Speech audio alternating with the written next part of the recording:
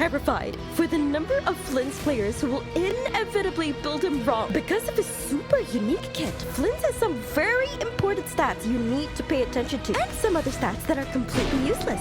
Electro damage. This is worthless. It's less than worthless. But don't worry, you found a math pack Raise a Language Guide to Flins. Quick disclaimer, this guide was based off very reputable theory crafters and their calculations, not mine. My job here is just to raise a language it for you. So we'll be covering how to Flins, how good Flins, how team Flins, how build Flins, and finally, whether whale Flynn. Let's go!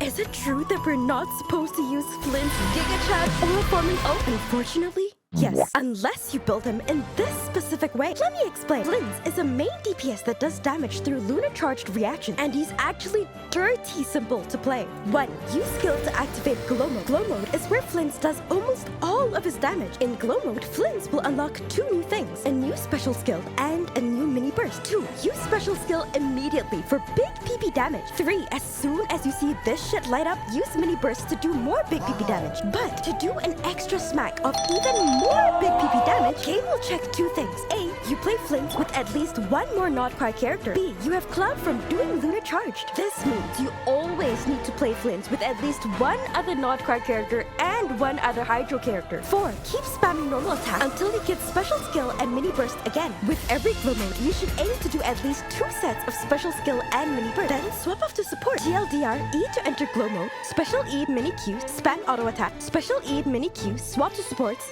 swap back to Flynn, and here's where you can maybe use his Aura Farm Burst. If you happen to have Flynn's Burst fully charged before swapping back to Flynn's, then you can Aura Farm Burst before pressing E to enter glow mode again.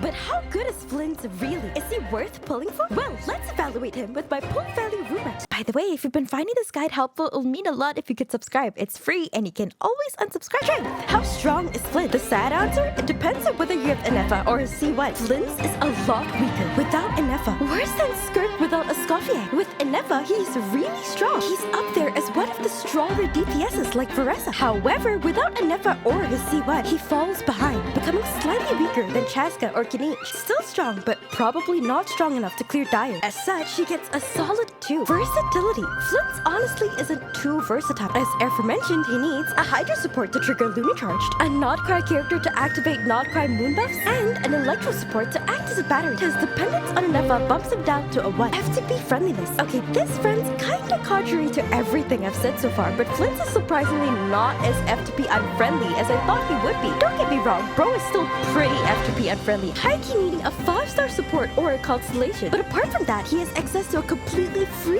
craftable weapon, and his other 2 mates can be Giga FTP friendly. So he gets a 1.5. Flins is actually really easy to play once you understand him, so he gets the bonus point as well, which gives him a total pull value of 5.5 out of 10, which is okay. If you like Flins, definitely pull for him. He's strong but needs investment. But if you're on the fence, low on primos, and want the most value per primo, I'd recommend other DPSs.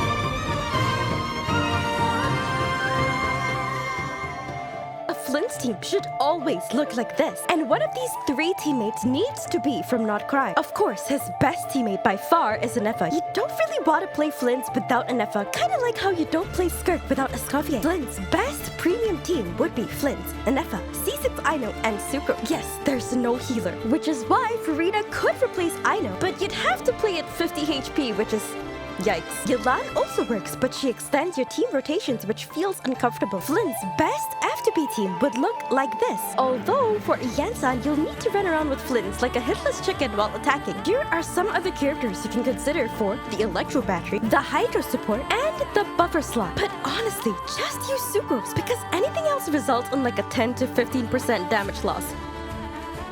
And now, the most important part in my opinion, how to build Flynn. Because this is really easy to get wrong. Pop quiz, what do you think Flynn's most important stat is? Is it A, crit rate, crit damage. B, EM. C, attack. Or D, energy recharge. It's energy recharge up to a certain point. You need, I repeat, need to have enough energy recharge to make sure that you can mini burst 2 times in every glow mode. If you don't, you will lose a significant amount of his damage. And if you really want an aura farm burst, there's a second energy recharge breakpoint you want to hit, so you can have his aura farm burst charged up across rotation. Of course, once you hit that ER requirement, please don't get more ER than required. Right, so with that out of the way, Flint's best weapon is obviously his signature weapon. It even has an energy refund to help with the ER requirements. But is it worth pulling for? Yesn't. Flint has a really good, completely F2P weapon, Perspective Shovel, which you can craft for free. But his signature is still a 26.9% DPS increase over his best F2P weapon. However, he also has a ton of 5-star weapons you can consider, as they're only about 10% worse than a signature weapon, so you can definitely use these if you have them lying around. His best is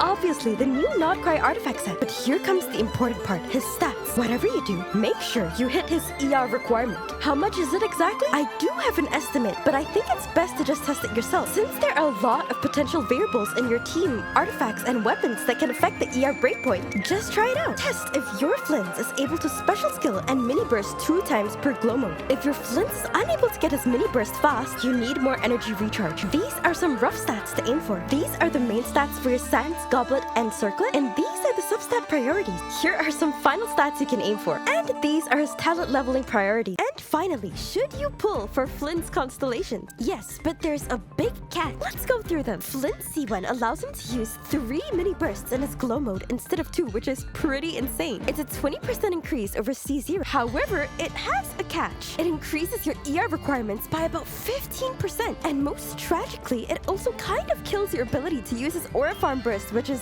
really sad. With 3 mini bursts, you'll rarely have time to use the aura farm burst. Okay, but C1 or R1 or Ineffa. Having a C0 with Ineffa is equivalent to having a C1 without Ineffa, which means if you don't have Ineffa, you can kind of fix that by getting C1 Flynn. But then his best teams after that don't really have a good defensive or heal support. That might change though with future Not Cry releases to fill the Not Cry character slot, but there's no guarantee. C1 or R1, it depends. If you have a 5-star stat stick, definitely C1. But if you don't have a 5-star stat stick, R1, because C1 is a bit more painful in energy requirements, and C2 gives more damage after using his mini burst and gives electro resistance decrease. A very similar damage increase to C1, so also a good constellation. C3, the burst level buff, is actually useful for once. A 13% increase over C2. C4 increases his attack, meh as usual. C5 is as 1% damage increase. C6 increases lunar charged reaction damage for the entire team significantly. A pretty big difference over C0. Hope this guide helped. Anyway, subscribe.